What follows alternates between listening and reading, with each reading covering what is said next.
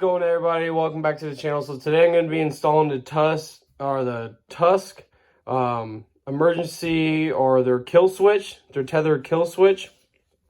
And I've been trying to get into some motocross racing and try to practice on the tracks, but a lot of them are closed. And I thought now would be a good time to get all the parts that I need for my Raptor 700 now done. So then when track starts to open back up, I can start racing or even just start practicing. But I am making a motocross track on my property, and I'm going to start making videos of that. I just need a few more loads of dirt, and then I'm going to be renting a skid steer or a bobcat to build the berms up and build some more jumps. But today we're going to be going over the power pull tether kill switch. So basically these two wires, they're already pre-spliced at the end. You just got to come to your length. Will go to the bottom cable that's in your ignition coil on the Raptors, and I'll show you that. So basically what happens when power goes from the switch, when the switch sends power to your coil, it'll go to this, back in through here, and then sends it back out through this side to the coil to add power. And it keeps that power going because that red switch on the left-hand side is on. Now, the way this works is if you connect this to the switch side, and I'll show you how to connect it. We're going to do a quick disconnect way, and we'll wrap everything up to make sure if anything happens with this and this ruins, you still be able to start your quad.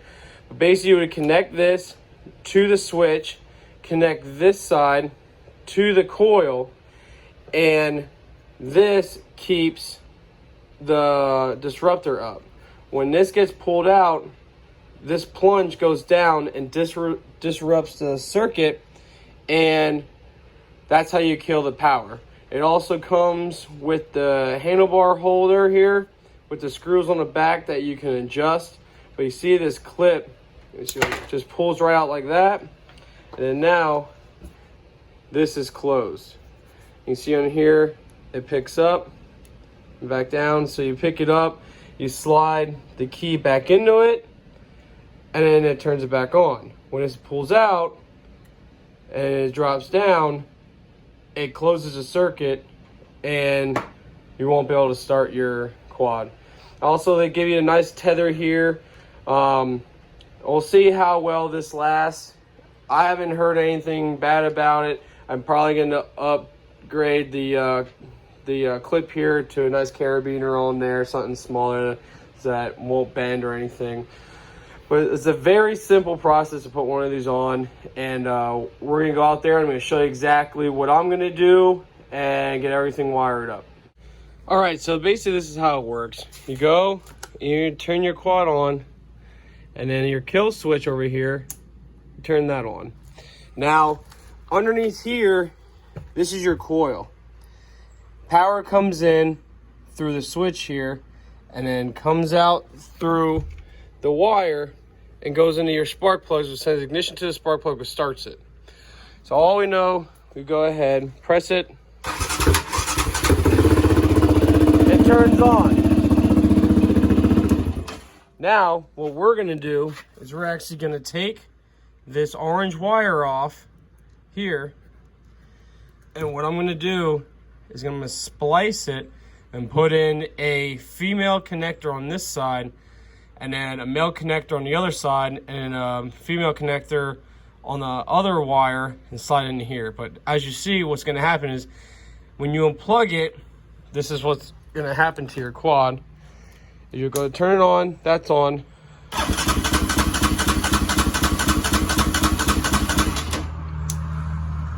So basically it's just sending a signal to the starter to start, but there's no spark going into the cylinder. So nothing's gonna happen. Also, what I have wrapped around here is my hour gauge. So basically you wrap it around 5 times, and I ran it up through the throttle cable right up to the top here. And it is Racing Power Sports hour gauge. It's great, I love it. I put it right there. You can put it wherever you want. They send you enough of the cable to do it. Basically, you do is wrap it around the spark plug wire as close as you can to the boot, as you saw down there. And then up here, there's a holder back here that you slide the wire all the way through the back. And basically how it does it, it counts every single time the spark plug flashes or sends a spark, that's how it counts the hours.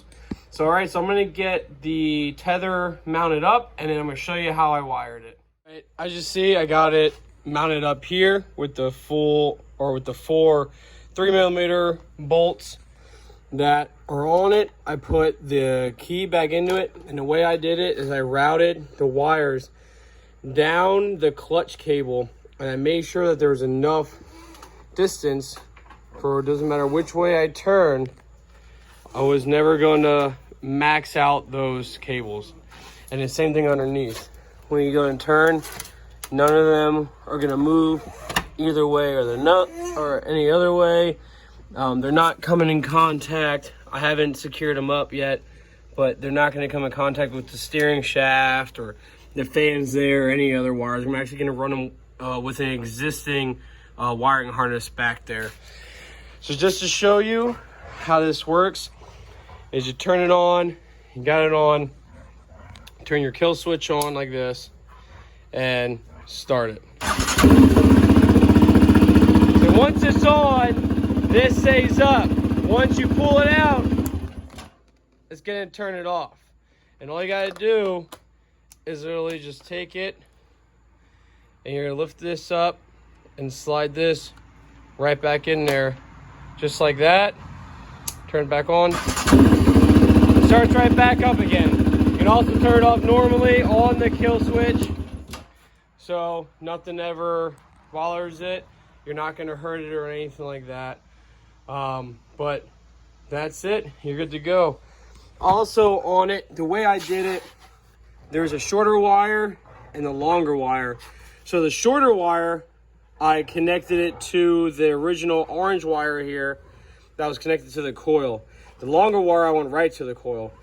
But also what I'm going to do is I'm going to be taking electrical tape and electrical taping all of this and around that so nothing can spark off of it. So the reason why I did this and just didn't splice into this wire is if something gets into the kill switch, I can just disconnect the fittings and I can reconnect the orange wire right to the coil, and I won't have to worry about trying to unsplice everything and have a whole mess.